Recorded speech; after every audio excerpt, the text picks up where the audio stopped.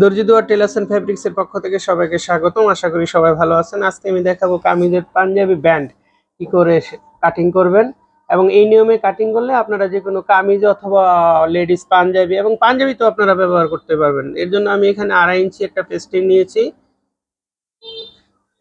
আর এটার গলা হচ্ছে 16 ইঞ্চি। আপনারা চাইলে আরো বড় কাটতে পারেন। আর একটা জিনিস হচ্ছে, আপনারা যদি মেইন মাপের গলা কাটেন তাহলে 1.5 ইঞ্চি বড় রাখবেন।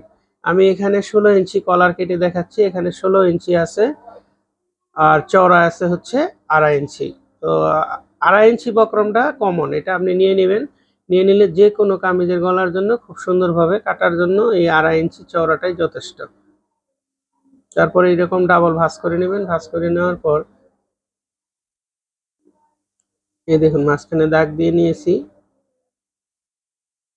আর এখানে চওড়া দিচ্ছি হচ্ছে 1.25 ইঞ্চি। 1.25 ইঞ্চি মানে হচ্ছে 1.25। তারপর শেপ কাট নেবেন।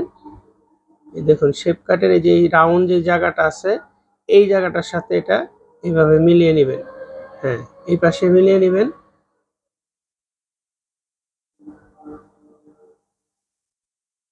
তারপর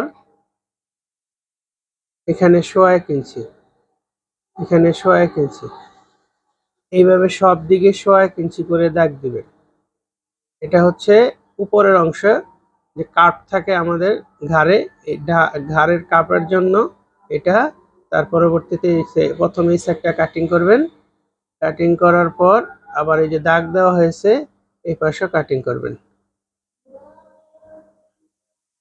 এবার শুধু এই যে কোণাটা কেটে দিবেন। এটা হচ্ছে কোণা কাটা যদি দেন, তারপর আবার অর্ধেকটা এই পাশে এসে কাটবেন।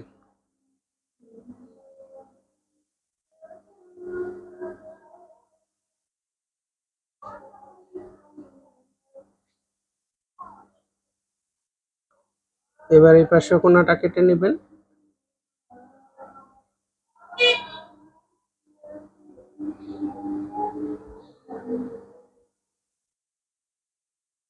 এই যে দেখুন ব্যান্ড কাটা হয়ে গেল।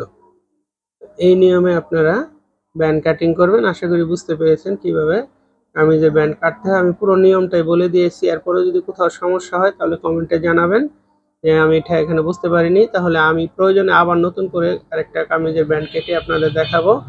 আর চাইলে আপনারা এখানে রাউন্ডও করতে পারেন। এই যে দেখুন, শুধু মাথাটাকে কোনাটা কেটে দিবেন, তাহলে আবার রাউন্ড ব্যান্ড হয়ে গেল।